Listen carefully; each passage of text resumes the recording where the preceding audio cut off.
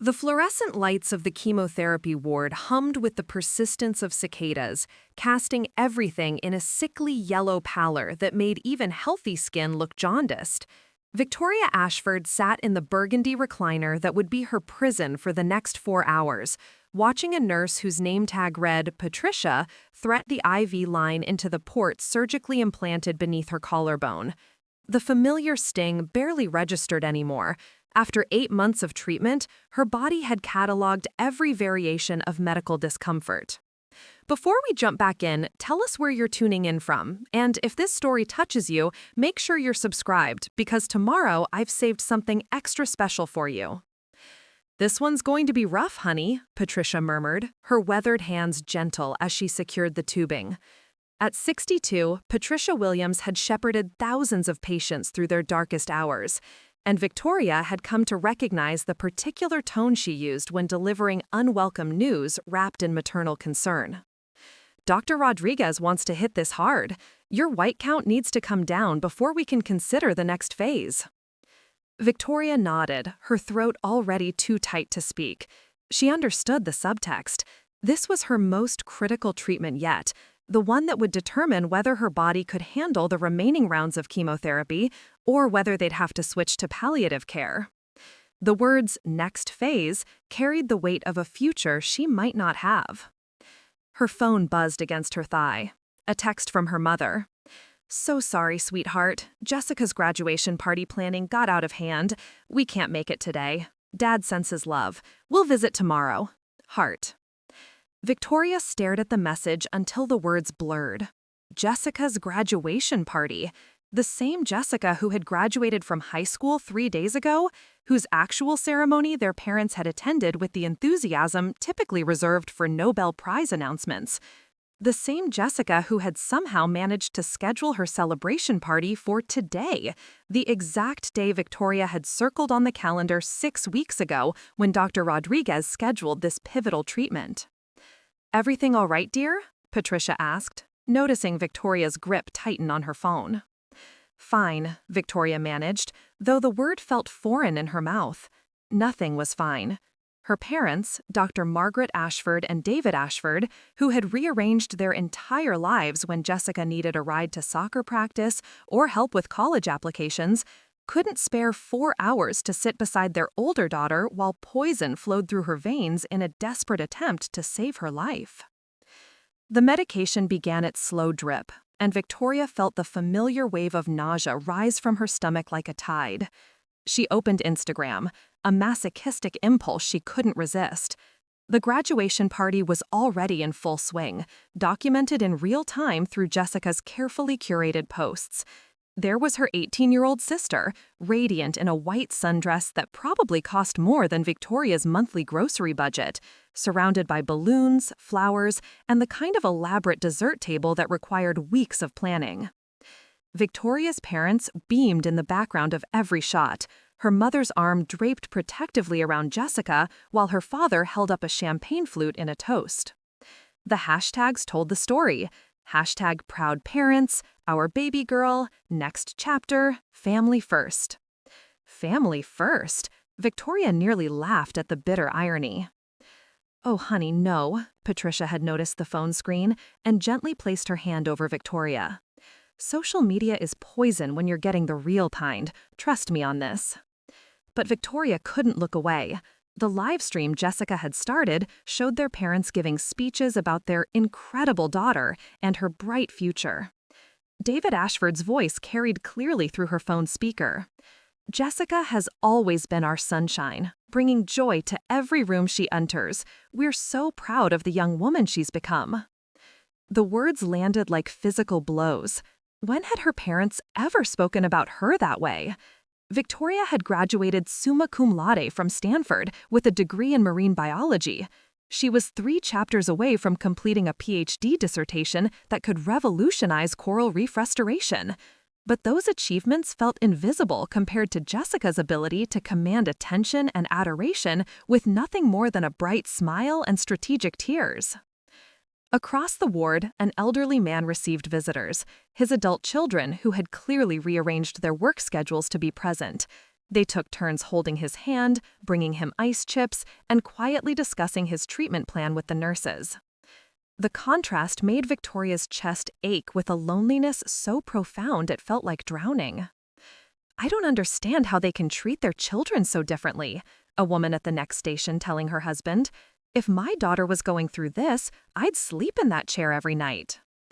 Victoria closed her eyes and tried to focus on her breathing, a technique Dr. Rodriguez had taught her during their first meeting. In for 4, hold for 4, out for 4. But the meditation was interrupted by Patricia settling into the chair beside her. "20 years I've been doing this job," Patricia said quietly, her voice barely audible above the mechanical hum of the IV pumps. "You know what I've learned? The people who show up when it matters, those are your real family. Blood doesn't make someone reliable, honey. Love does." The medication was making Victoria's vision swim, but she managed to focus on Patricia's kind face. "My lab partner Marcus has been here more than my parents," she admitted, the words tumbling out before she could stop them. "He's brought me dinner every night I've been sick. He's learned how to make ginger tea 3 different ways because he read it might help with nausea." "That boy's got more sense than some people twice his age," Patricia said with conviction. "I've watched him pace this waiting room like an expectant father every time you're in here." As if summoned by their conversation, Marcus Thompson appeared in the doorway of the treatment room. At 29, he was gangly, in the way of men who had grown tall too quickly and never quite learned how to arrange their limbs. But his brown eyes held a steadiness that had anchored Victoria through the worst moments of her illness. His dark hair was disheveled, a sure sign he'd been running his hands through it, a nervous habit she'd noticed during late nights in the lab. "I brought sandwiches," he said, holding up a paper bag from the deli they'd discovered during graduate school. "Turkey and Swiss, no mustard, extra pickles on the side." Victoria felt tears prick her eyes, not from the chemotherapy, but from the simple fact that Marcus remembered exactly how she liked her food, even when she could barely keep anything down. "You don't have to stay," she said automatically, though every fiber of her being hoped he would. Marcus was already pulling up a chair, his long legs folding awkwardly in the small space between medical equipment. "I'm not going anywhere," he said, with the quiet firmness that had made him an excellent research partner. "Besides, I brought my laptop. Figured I could work on data analysis while you sleep off the worst of this round." As the medication pulled Victoria toward unconsciousness, her last coherent thought was a comparison that broke her heart. Marcus had driven 40 minutes in traffic to sit in an uncomfortable hospital chair for hours, asking nothing in return. Her parents couldn't be bothered to drive 20 minutes to be present for the treatment that might determine whether her life or died. The live stream continued playing on her phone, Jessica's laughter echoing through the treatment room like a reminder of everything Victoria would never be: effortlessly beloved, unconditionally supported, and blissfully unaware of how cruel the world could be to those who dared to need something. Victoria woke to the antiseptic smell of hospital sheets and the distant sound of monitors beeping in steady rhythm. The chemotherapy had hit harder than usual, Dr. Rodriguez had warned her, but nothing could have prepared her for the bone-deep exhaustion that felt like her skeleton had been replaced with lead. Her mouth tasted like copper pennies, and every muscle in her body ached as if she'd been thrown down a flight of stairs. "Welcome back to the land of the living," Marcus said softly from the chair beside her bed. His hair was even more disheveled than before, and the stubble on his jaw suggested he'd been there all night. "How are you feeling?" "Like I got hit by a truck," Victoria croaked, her voice barely a whisper. "What time is it?" "Tuesday morning, about 6, Marcus said, consulting his phone. "You've been out for almost 18 hours. The nurses said that's normal with this particular cocktail of drugs, but it was still terrifying to watch." Tuesday morning? Victoria tried to calculate how long she'd been unconscious, but her brain felt wrapped in cotton. The graduation party had been Sunday afternoon, which meant she'd lost an entire day to the treatment. "My parents—" "Called once," Marcus said, his tone carefully neutral. "Yesterday around noon. I answered because you were completely out of it. Your mother asked if you were stable and said they'd try to visit today." Try to visit. Not "we'll be there," not "we're on our way," But they'd try to visit their daughter, who had just endured the most intensive chemotherapy of her treatment. Victoria felt the familiar ache in her chest, the one that had nothing to do with cancer, and everything to do with the gradual realization that she would always be secondary in her family's hierarchy of importance. Her phone lay on the bedside table, and Marcus handed it to her without being asked. The screen was filled with notifications, dozens of social media updates from Jessica's graduation party that had apparently continued well into Sunday night. Victoria scrolled through them with a sick fascination, each post driving the knife of abandonment deeper into her chest. There were photos of her parents dancing, laughing, giving toasts that praised Jessica's bright future and amazing potential. There were videos of elaborate party games, a surprise appearance by Jessica's high school boyfriend, Tyler Brooks, and a cake-cutting ceremony that looked like something from a wedding. The hashtags had evolved. Hashtag best day ever, so blessed, family love, graduation 2024. I keep thinking I should delete the app, Victoria said, her voice still rough from the treatment. But I can't stop looking. Telling and preparing this story took us a lot of time, so if you are enjoying it, subscribe to our channel. It means a lot to us. Now back to the story. Marcus leaned forward, his elbows resting on his knees. Victoria, can I ask you something? When you were in high school, did your parents throw you a graduation party? The question hit like a physical blow. No, she said quietly. Mom said we couldn't afford it. I got dinner at Olive Garden and a card with $50. And Jessica's party cost? Victoria had been doing the math automatically as she scrolled through the photos. Probably $3,000 minimum. The flowers alone looked like they cost more than my monthly rent. Marcus was quiet for a long moment, his brown eyes studying her face with the intensity he usually reserved for microscopic specimens. Do you realize how fucked up that is?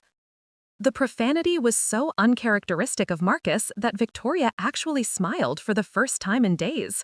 Language, Dr. Thompson. I'm serious, Victoria. Your parents missed your critical chemotherapy treatment to attend a party that they somehow had thousands of dollars to spend on, for a daughter who graduated high school, which is literally the bare minimum requirement in most states. Meanwhile, you're about to finish a PhD that could change how we approach marine conservation, and they treat it like it's invisible. Before Victoria could respond, her phone rang. Grandma Helen's contact photo, a picture of her paternal grandmother in her garden, soil-stained gloves holding a prize-winning tomato, filled the screen. Sweetheart, Helen's voice was warm but tired when Victoria answered. How are you feeling? I wanted to call yesterday, but I didn't want to wake you if you were sleeping. I'm okay, Grandma, just tired. I heard about the treatment from your father. He called Monday morning, sounded guilty as sin. Helen's voice carried the particular authority of a woman who had raised 5 children and buried a husband. I also heard about Jessica's party. Victoria's throat tightened. It was important to them. Was it now? Helen's tone suggested she had opinions about what constituted importance. Funny thing, though, I didn't get an invitation to this critical family celebration. Made me wonder if maybe it wasn't as family-focused as everyone claimed. The admission hit Victoria like cold water. Grandma Helen, the family matriarch who had hosted every holiday and birthday celebration for the past 40 years, hadn't been invited to Jessica's graduation party? That doesn't make sense. Why wouldn't they? Oh, I know exactly why, Helen said, with the directness that came with being 81 years old and tired of social pleasantries. Because I would have asked uncomfortable questions. Like why they were throwing a party that cost more than most people's cars when their other daughter was fighting for her life. And why Jessica needed to schedule her celebration for the exact day you had treatment. Victoria felt Marcus's hand find hers, his fingers intertwining with hers in silent support. Grandma, you don't think she did it on purpose? Honey, I've been watching that girl manipulate situations since she was old enough to cry on command. She's smart as a whip when it comes to getting what she wants, and what she's always wanted is to be the center of attention. Your cancer treatment was pulling focus, so she created a bigger show. The words hung in the air like a diagnosis no one wanted to hear. Victoria had spent 8 months telling herself that her family's behavior was understandable. Cancer was scary, people dealt with fear differently, Jessica was young and needed support during her transition to adulthood. But sitting in the hospital bed, looking at photos of her parents' joyful celebration while she recovered alone, those excuses felt as fragile as tissue paper. I saved some money from my Social Security. Not much, but enough to hire a car service to get me to the hospital. I'll be there this afternoon if you want some company. Victoria felt tears spill down her cheeks. Tears of gratitude and relief and bone-deep exhaustion. You don't have to do that. Course I don't have to. I want to. There's a difference, sweetheart, and it's about time you learn to recognize it. After Helen hung up, Victoria lay in the hospital bed staring at the ceiling, her mind turning over her grandmother's words. Marcus had pulled out his laptop and was working quietly beside her, but she could feel his attention like a warm presence in the cold room. "Marcus," she said finally, "can I ask you something?" "Anything." "When you were growing up, did your parents ever miss important things for your sister?" Marcus's fingers stilled on the keyboard. He'd lost his younger sister Emma in a car accident 5 years ago, and Victoria knew the grief was still raw. But his voice was steady when he answered. "Never. Emma had a dance recital the same day I defended my master's thesis. My parents came to both, sat in the back of my defense, then drove 3 hours to make her curtain call. They said family meant showing up for everything that mattered." The contrast was devastating. Victoria closed her eyes and tried to imagine her parents doing the same, rearranging their schedules, making sacrifices, treating both children's achievements as equally important. The image wouldn't form. Instead, she saw years of Jessica's events taking precedence, her own accomplishments celebrated with perfunctory praise before the conversation inevitably turned back to her sister's latest drama or triumph. "I think I need to know for sure," Victoria said, her voice barely above a whisper. "About the party planning, about whether she really scheduled it on purpose." Marcus saved his work and closed the laptop. "Then let's find out," he said, with the quiet determination that made him an excellent researcher. "When you're feeling stronger, we'll go through everything, posts, messages, timelines. If Jessica deliberately chose that date, there will be evidence." Outside the hospital window, the city was waking up. People heading to work, living their normal lives, secure in the knowledge that their families would show up when it mattered. Victoria envied them with an intensity that surprised her. But for the first time since her diagnosis, she also felt something else, a cold, scientific curiosity about the truth of her family dynamics. If Jessica had manipulated the situation, Victoria would find proof. And then she would have to decide what to do with that knowledge. Victoria's apartment felt like a crime scene waiting to be processed. She sat cross-legged on her unmade bed, laptop balanced precariously on a pillow, surrounded by printouts, screenshots, and handwritten notes that mapped out the timeline of Jessica's graduation party, like she was preparing evidence for trial. The post-chemotherapy brain fog had lifted enough for her to think clearly, and what emerged from her methodical analysis was a pattern of manipulation so deliberate it took her breath away. Marcus sat in her desk chair, his own laptop open, serving as both research partner and witness to her growing horror.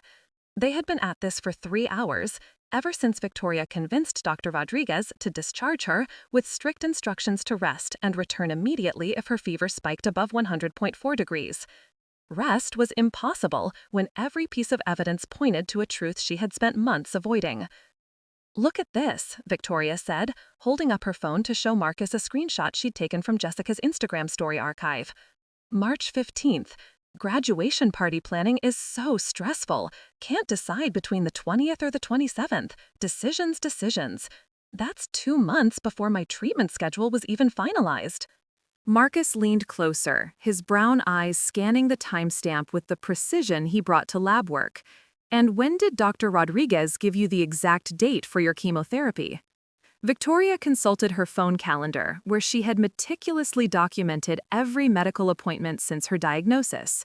March 22nd, she called me the Monday after spring break, said they'd coordinated with the pharmacy and the infusion center to schedule me for May 19th. I texted the family group chat that same day. "So, Jessica was debating dates before she knew your schedule," Marcus said slowly. "That's actually a point in her favor." But Victoria was already scrolling to the next screenshot. Wait, look at this post from March 25th. Change of plans for graduation party. Going with May 19th after all. Sometimes the universe decides for you. Star. Posted at 11:47 p.m., 3 days after I shared my chemo date. Marcus's expression darkened as the implication sank in. She changed her party date to match your treatment day, after she knew when you'd be most vulnerable. The evidence was damning, but Victoria's scientific training demanded more proof. She had learned early in her academic career that correlation didn't equal causation, and she needed to establish clear intent rather than unfortunate coincidence.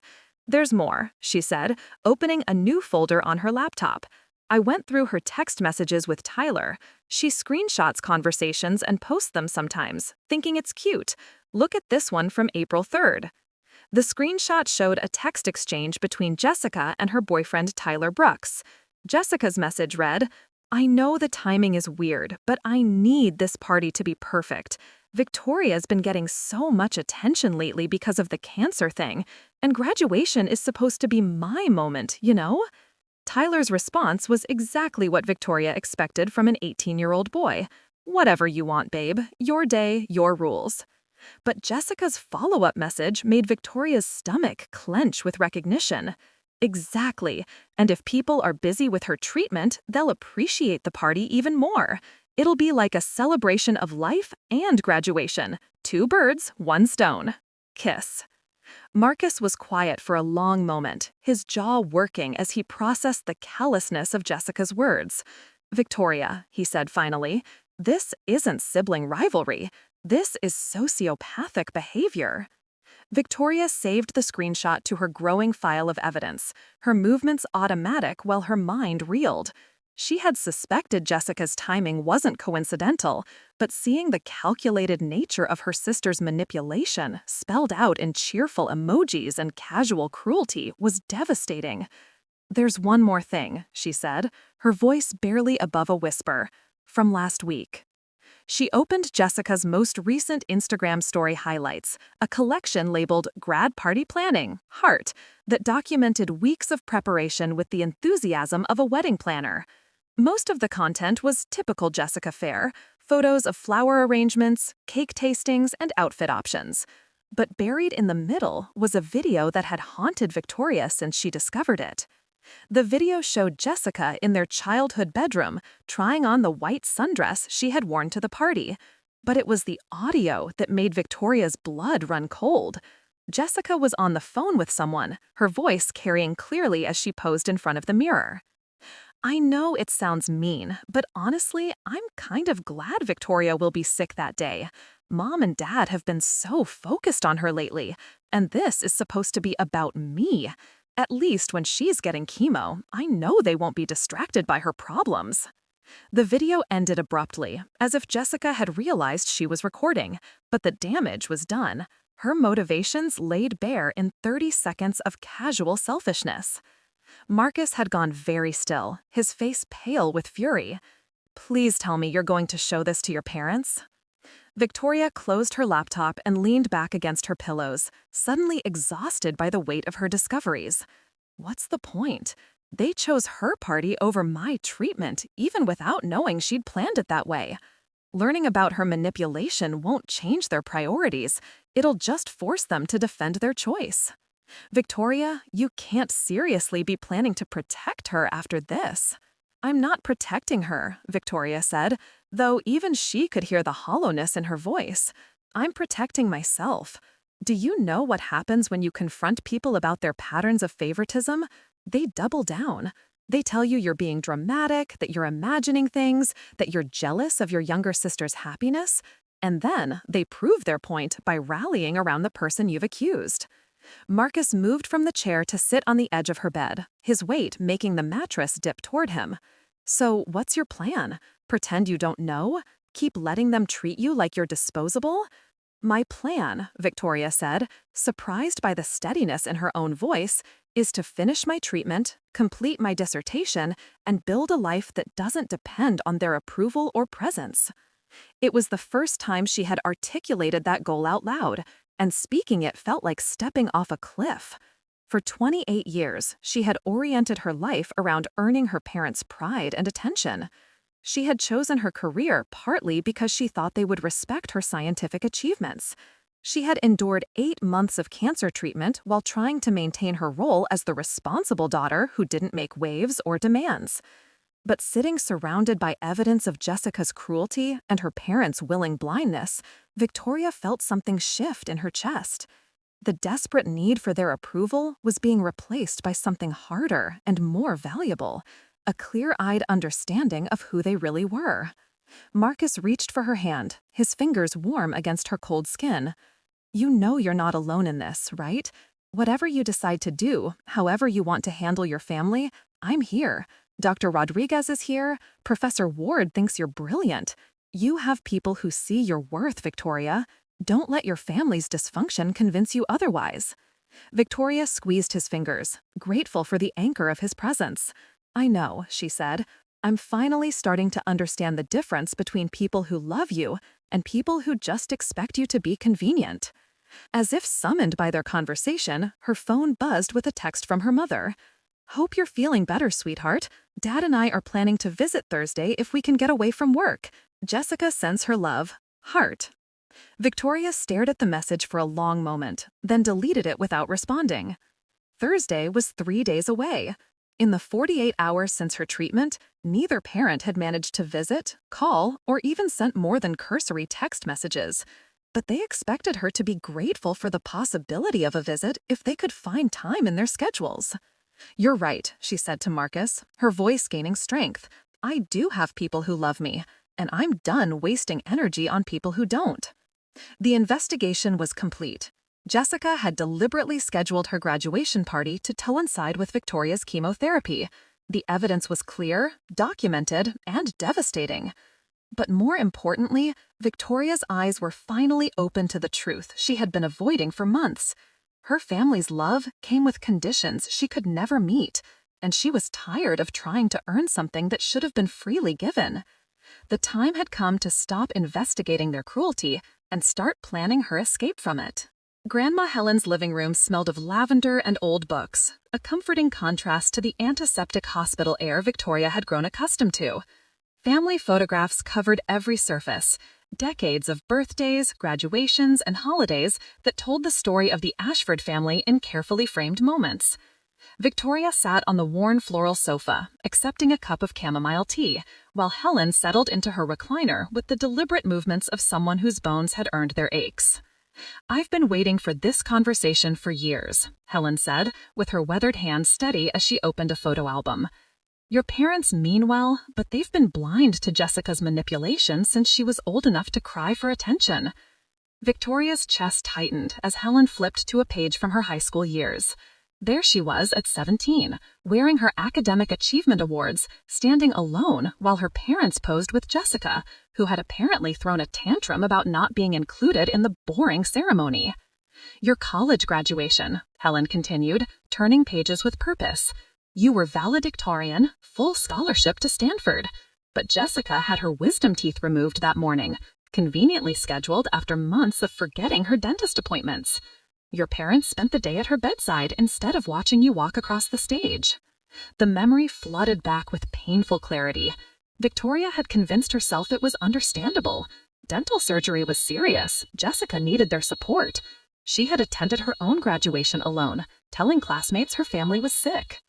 And here, Helen said, pointing to a Christmas photo from 3 years ago, Jessica announced her acceptance to community college the same day you published your first research paper. Guess which accomplishment got the family celebration? Victoria stared at the photo, seeing her younger self smiling in the background while Jessica held court in the center, surrounded by proud parents and wrapped gifts. Her groundbreaking coral restoration research, work that had already been cited by other scientists, had been mentioned briefly over dinner, then forgotten in favor of Jessica's big news about barely qualifying for remedial courses. "She's been intercepting my letters to you," Helen said quietly, pulling out a stack of envelopes. "Cards with money for your treatment, care packages I've been sending. Found them in her car when I asked to borrow it last week, unopened." The betrayal cut deeper than Victoria expected. Each envelope bore Helen's careful handwriting, addressed to Victoria's apartment. Inside were gift cards, encouraging notes, and small amounts of cash Helen had scraped together from her Social Security checks. "Why didn't you tell me?" Victoria whispered. "Because you needed to see the pattern for yourself," Helen said with the wisdom of 8 decades. "I could have told you Jessica was manipulative, but you would have defended her. Now you have proof." Victoria thought of Marcus waiting in the car outside, of the evidence they had compiled, of the growing clarity that was both liberating and devastating. "How long have you known?" "Since she was 12, and convinced your parents you had stolen her birthday money, money I later found in her jewelry box," Helen said. "I've watched her engineer crisis after crisis to steal your moments. Your parents enable it because drama feels like love to them, and Jessica provides plenty of drama." The validation was overwhelming. For years, Victoria had questioned her own perceptions, wondering if she was being unfair or jealous.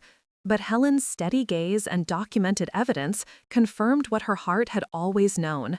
She had been systematically erased from her own family's priorities. "What do I do now?" Victoria asked. Helen reached across the space between them and took Victoria's hand. "You choose yourself, sweetheart. You choose the people who choose you back." Professor Elizabeth Ward's office overlooked the marine biology labs where Victoria had spent the happiest hours of the past 4 years. The walls were lined with awards, research papers, and photographs from expeditions to some of the world's most pristine underwater ecosystems. At 55, Ward commanded respect in a field still dominated by men, her silver hair pulled back in a practical bun and her dark eyes sharp with intelligence.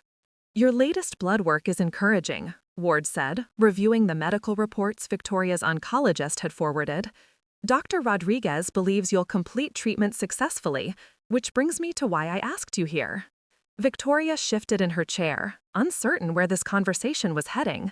She had expected a routine check-in about her dissertation progress, not a medical consultation. "The Maldives Research Consortium has been following your coral restoration work," Ward continued, pulling out a thick folder. "They've been particularly impressed with your innovative approach to bleaching prevention. Victoria, they want you to lead their next expedition." The words hit like a physical shock. The Maldives expedition was legendary in marine biology circles, a 2-year research position that could define an entire career. Scientists with decades of experience competed for the opportunity to study the world's most vulnerable coral ecosystems. "The position comes with full research funding, a team of 12 researchers, and access to equipment that most institutions can only dream of," Ward said, watching Victoria's face carefully. "But there are conditions. You need to be medically cleared by September 1st, and you need to complete your dissertation defense before departure." Victoria's mind raced with calculations. September was 4 months away. Her final chemotherapy round was scheduled for late July, with recovery time extending into August. It was possible, but barely. "Professor Ward, I don't understand. My research is still preliminary. There are dozens of more qualified candidates." "Victoria," Ward interrupted gently, "your preliminary research has already changed how we think about coral adaptation. The restoration techniques you've developed could save entire reef systems. The consortium isn't taking a chance on you. They're recognizing what the rest of us already know. You're brilliant." The validation was overwhelming. After months of feeling invisible and diminished, Victoria felt tears threatening and fought them back. "What about my treatment, the stress of preparation?" Ward leaned forward, her expression serious. "That's why we need to discuss this carefully. Dr. Rodriguez and I have been corresponding about your case.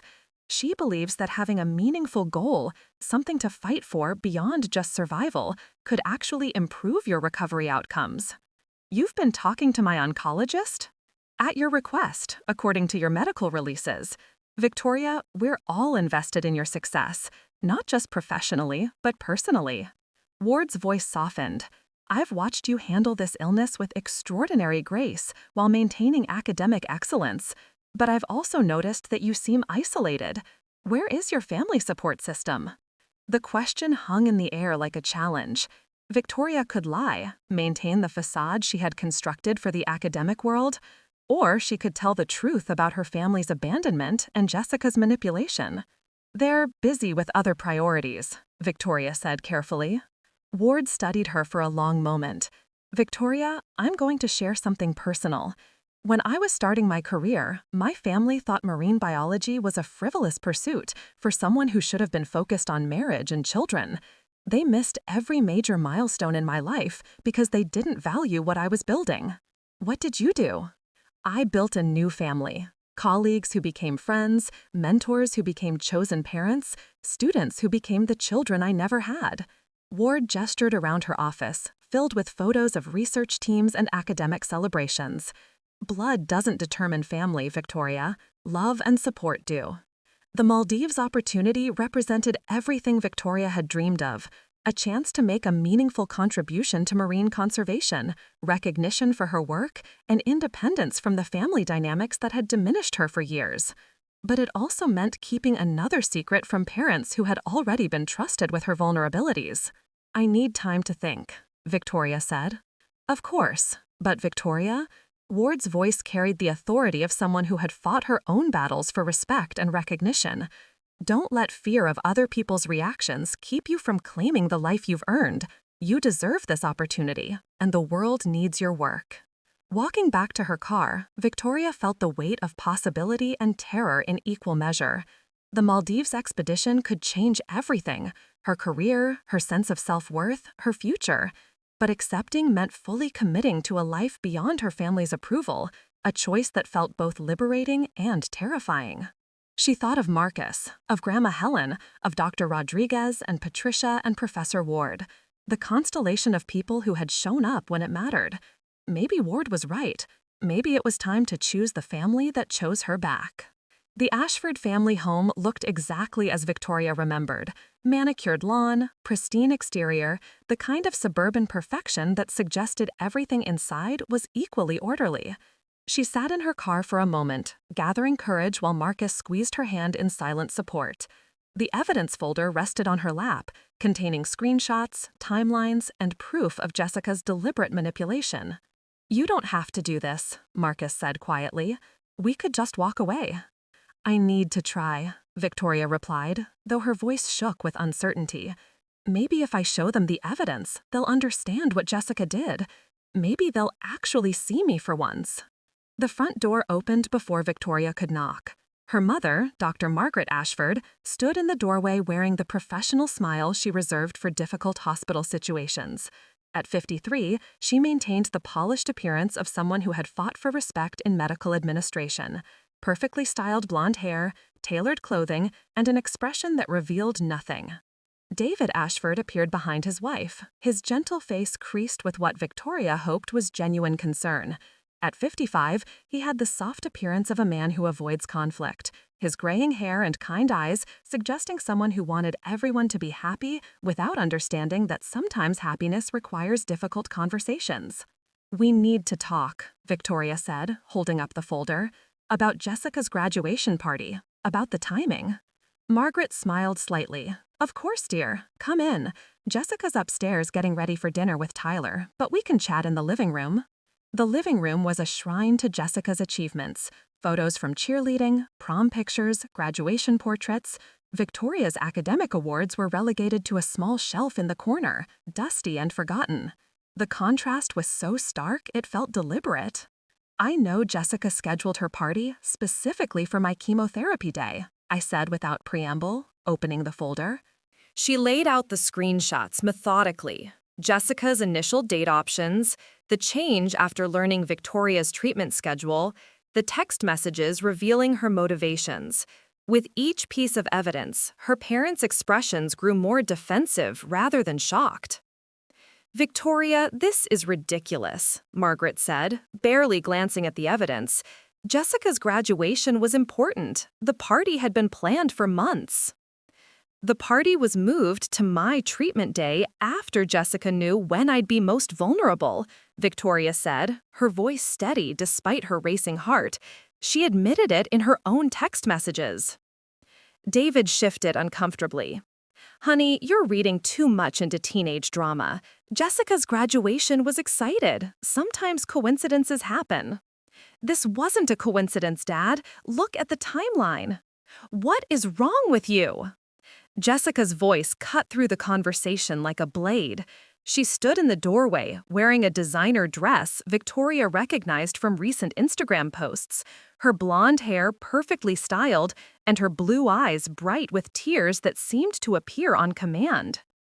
"You're trying to ruin my graduation memories because you're jealous," Jessica continued, her voice breaking with practiced vulnerability. "I can't help it that I was healthy enough to celebrate while you were sick. That's not my fault." The performance was masterful. The trembling lip, the wounded posture, the way she positioned herself between Victoria and their parents like a child seeking protection. Victoria watched her parents' expressions shift from defensive to protective, their instincts activated by Jessica's distress. "Victoria, I think you should leave," Margaret said, her professional voice now cold and dismissive. "You're clearly not thinking straight. The chemotherapy affects cognition, and you're creating problems that don't exist." "I'm creating problems?" Victoria's voice rose despite her efforts to stay calm. "Jessica deliberately scheduled her party to compete with my cancer treatment, and you're defending her?" "Your cancer isn't the center of the universe," Jessica snapped, dropping the vulnerable act for a moment before catching herself. "I mean, I'm sorry you're sick, but that doesn't mean my life has to stop." David stepped forward, his conflict avoidance finally choosing a side. "Victoria, honey, you're being unfair to your sister. This is supposed to be a happy time for our family. Can't you just be supportive?" The words hit like physical blows. Supportive. After 8 months of fighting for her life while watching her family prioritize Jessica's every whim, Victoria was being asked to be supportive of the sister who had deliberately sabotaged her treatment day. "Get out," Margaret said finally.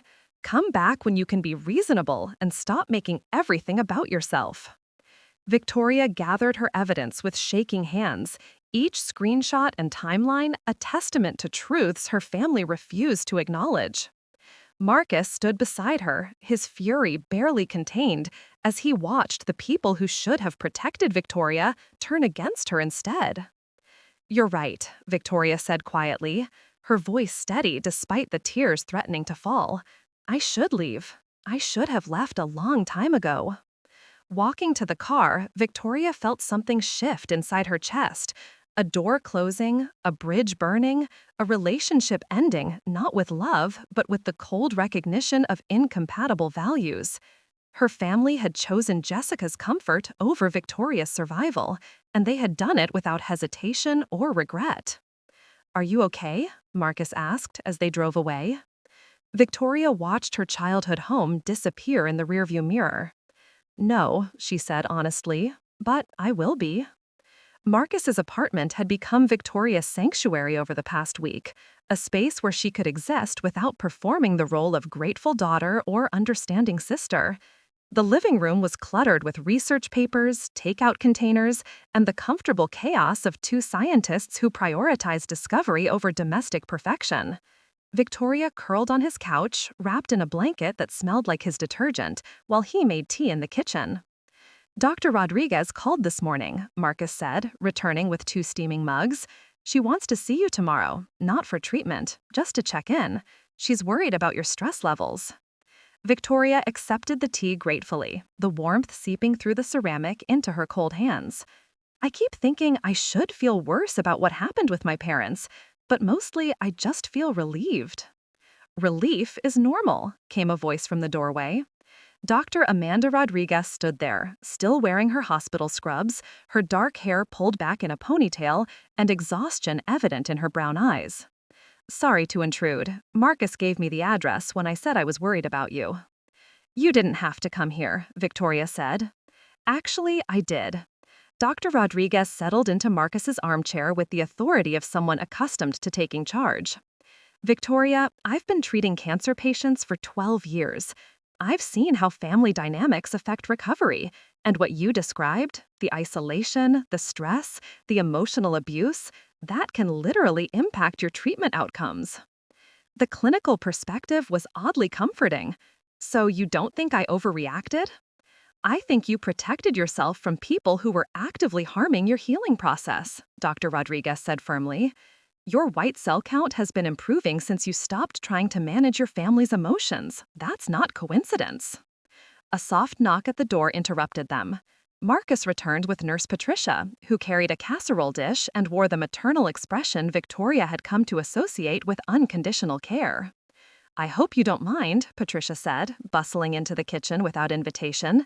I made enough lasagna for an army, and I figured you could use some proper nutrition. The apartment filled with the scent of home-cooked food, something Victoria hadn't experienced since her diagnosis. Her parents had never cooked during her illness.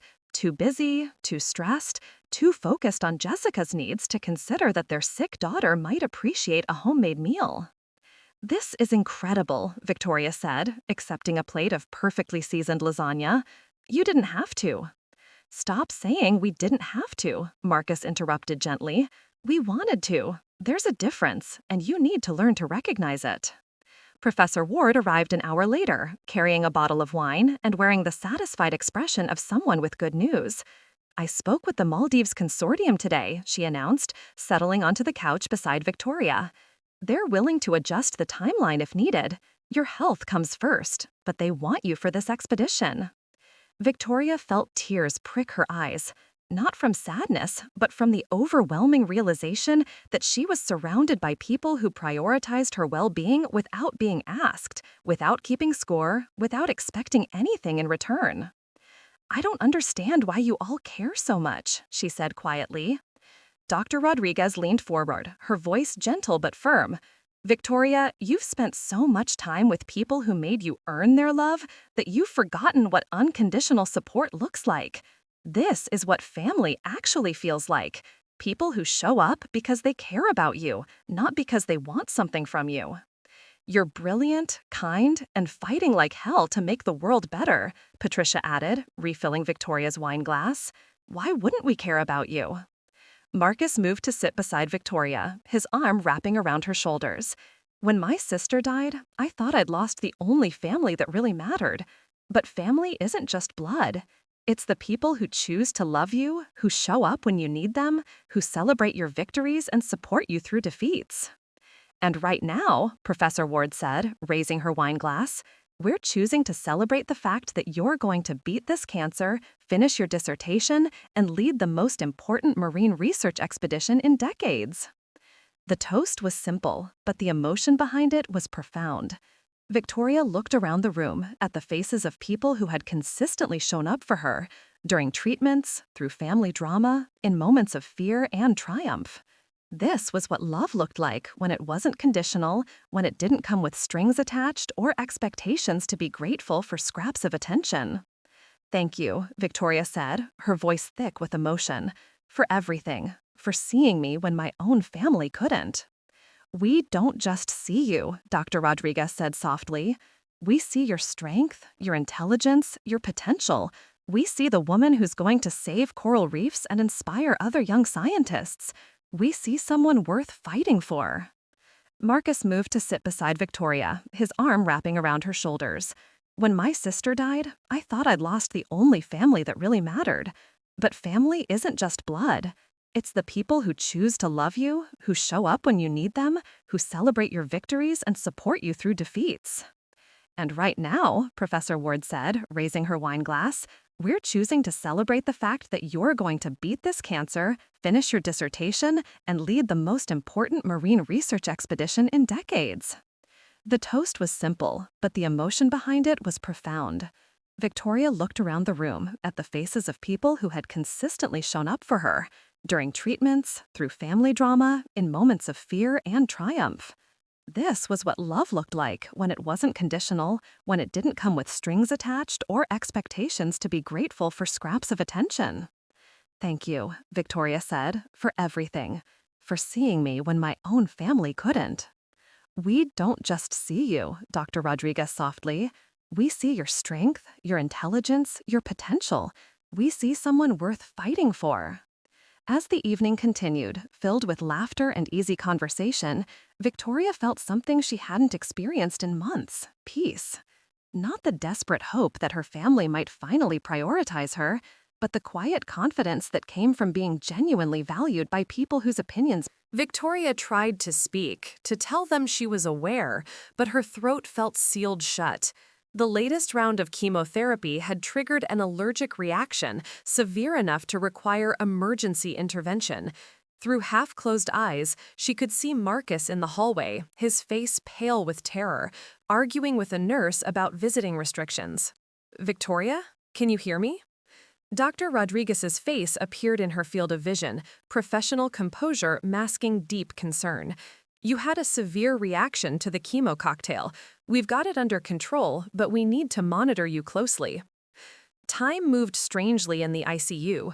Victoria drifted in and out of consciousness, aware of conversations happening around her, but unable to participate. She heard Marcus refusing to leave, his voice hoarse from hours of worry. She heard Patricia checking her vitals with maternal efficiency, murmuring encouragements even when Victoria couldn't respond. Then she heard voices that made her stomach clench with familiar dread. "This is ridiculous," her mother's voice carried clearly through the thin walls. "We rearranged our entire schedule to be here, and now they're saying she might not even be awake for hours." "The doctor said it was touch and go for a while," her father replied, his voice carrying the exhaustion of someone unaccustomed to genuine crisis. "David, we came as soon as they called. It's not like we could have prevented this." Victoria lay still, feigning unconsciousness, while listening to her parents discuss her medical crisis like an inconvenience to their schedule. The contrast with Marcus's panicked vigil was devastating. "Oh my God, this lighting is terrible for filming," came Jessica's voice, followed by the unmistakable sound of a phone camera clicking. "But I guess the ICU aesthetic is pretty authentic. Hashtag sister love, hashtag family first, hashtag prayers up." The casual narcissism was breathtaking. Victoria was fighting for her life, and Jessica was creating content about it. "Jessica, maybe put the phone away," David said weakly. "Dad, this is important. People need to see that our family supports each other through everything. Besides, Victoria would want people to know how much we care." Through barely opened eyes, Victoria watched Jessica position herself for selfies with the medical equipment in the background, crafting a narrative of devoted sister support that bore no resemblance to reality. Tyler stood beside her, equally focused on capturing the right angle rather than expressing any genuine concern. "The treatment costs are getting out of hand," she heard her mother whisper to her father. "The insurance is balking at covering experimental protocols, and Victoria's not even guaranteed to survive. Margaret, she's our daughter. I know that, but Jessica starts college in the fall, and her expenses. Are you seriously discussing money while she's unconscious?" Marcus's voice cut through their conversation like ice. "Your daughter almost died an hour ago." "Young man, this is a private family matter," Margaret said with the authoritative tone she used to dismiss hospital staff. "I don't think you understand. I understand perfectly." Marcus stepped into Victoria's line of sight, his jaw set with determination. "I understand that I've been here for every treatment while you've missed most of them. I understand that you chose a graduation party over her most critical chemotherapy session. And I understand that you're more concerned about Jessica's college expenses than Victoria's survival." "How dare you?" Margaret began. "Dr. and Mrs. Ashford." Dr. Rodriguez appeared with the quiet authority that made even difficult families fall silent. "I need to discuss Victoria's treatment plan. Her reaction was severe enough that we're suspending chemotherapy for 2 weeks while her body recovers." "What does that mean for her prognosis?" "It means we adjust our approach. It also means she needs absolute minimal stress during recovery." Dr. Rodriguez's gaze moved meaningfully towards Jessica, who was still filming. "What's that supposed to mean?" Jessica demanded, lowering her phone for the first time. "It means that if you're here to help Victoria heal, you're welcome. If you're here for any other reason, you need to leave." The silence that followed was telling. Victoria watched her family exchange glances, calculating the social cost of leaving versus the inconvenience of staying. Jessica was the first to move towards the door. "This is too depressing anyway," she said, not bothering to lower her voice. "I'll come back when she's more awake. The lighting will be better tomorrow." Margaret and David followed their younger daughter, offering weak promises to return later that rang hollow in the sterile air. Within minutes, the only people remaining in Victoria's room were Marcus, Dr. Rodriguez, and Patricia, the family she had chosen rather than the one that had claimed her. "They're gone," Marcus said softly, taking her hand, "and we're not going anywhere." Victoria squeezed his fingers weakly, finally opening her eyes fully. The medical crisis had stripped away all pretenses, revealing exactly who could be counted on when her life hung in the balance. Her blood family had treated her near-death experience as an inconvenience and a photo opportunity. But her chosen family had fought for her survival as if it were their own. Victoria's latest scan results glowed on Dr. Rodriguez's computer screen like a map to salvation. The tumors had shrunk significantly, her blood work showed steady improvement, and for the first time in 9 months, the word remission hung in the air like a prayer answered. She sat in the familiar oncology office where she had received so much devastating news, finally hearing words that offered hope instead of fear. Dr. Rodriguez leaned forward, her voice calm but triumphant. "The Maldives expedition is medically feasible. Your recovery has exceeded expectations. You're strong enough for international travel." Tears slid down Victoria's cheeks. "So I can accept the position?" "Not only accept it, I recommend it. Sometimes the best medicine is something to live for. But tell me, how's your support system?" Victoria hesitated. "I've decided not to tell my family. They can't be trusted with my vulnerabilities. I won't risk sabotage." Rodriguez nodded. "Protecting your healing environment is as important as any treatment." That night, Victoria wrote 3 letters, one to her parents, setting boundaries, one ending ties with her sister Jessica, and one to Grandma Helen, thanking her for being the only family who truly saw her. Marcus found her hunched over tear-stained pages. "I'm sure about choosing people who choose me back," she told him. The next morning, Professor Ward offered her more than the expedition. She slid over a contract for a permanent research position in the Maldives. Her own lab, full funding, independence. "I accept," Victoria said without hesitation. Later, at a cafe, Marcus confessed he had applied to join her team. "I couldn't let you go alone. I want to be wherever you are, as your partner, in every sense." Relief and love washed over her. She reached for his hand. "I love you too." Calling Grandma Helen was the final step. "I'm proud of you," Helen said. "You're choosing yourself. And don't worry, I'll visit the Maldives." 6 months later, Victoria stood on the deck of the Coral Guardian at sunrise, watching dolphins arc through clear waters. Her coral restoration techniques showed 40% recovery, reversing decades of damage. Recognition poured in: journal publications, a BBC documentary, international funding. But the greatest transformation was personal. Marcus had proposed with a simple pearl ring, and their love grew in freedom from her family's toxicity. Grandma Helen planned a long visit, Dr. Rodriguez sent updates, and colleagues became her chosen family. Then came a message from Professor Ward. "The Nature Conservancy wants to expand your methods across the Pacific, 5 years of funding. And Victoria, a young woman with cancer wrote to you, abandoned by her family. She wants advice about building a chosen family." Victoria's chest tightened with recognition. "Send me her contact. Start a list. I think others will reach out." When her parents later wrote, calling her work a little project and asking her to return for Jessica's engagement, she deleted the letter without responding. She no longer needed conditional pride.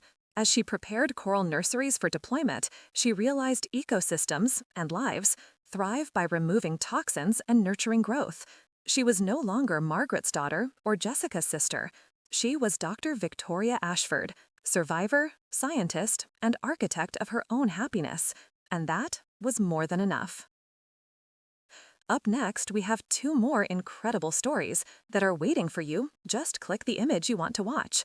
If you enjoyed this video, make sure to subscribe. It would mean a lot.